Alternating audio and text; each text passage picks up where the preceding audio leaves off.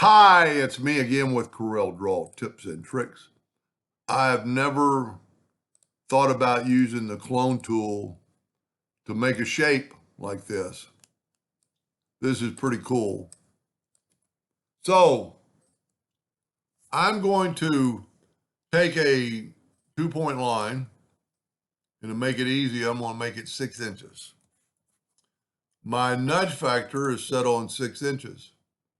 I'm going to take this line and go to edit and clone it. And then I'm going to move one of them out of the way. This is our clone curve. This is our control curve. So now take this one and hit Control D and Control D and Control D. And then take this and Control D and then move down twice. And then take this line and Control D and rotate it 90 degrees. Doesn't matter what order you do it in. I almost thought I lost that other line. Hit the plus key and move it over. Take these two, put the plus key. And because we're nudging 6, so now we have 12 lines. But this is our, let me get it off this edge of the page. This is our clone or our control curve.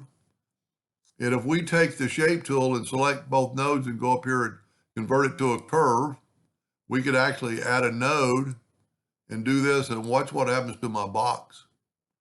You can completely change things erratically or even, do a lot of, let's take that node away and look at that.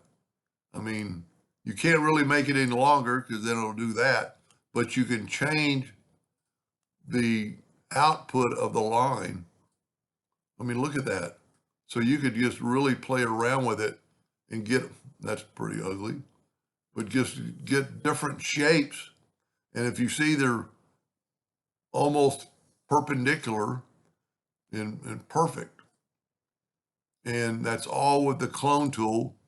I never had thought about using the clone tool to make a bunch of lines like that.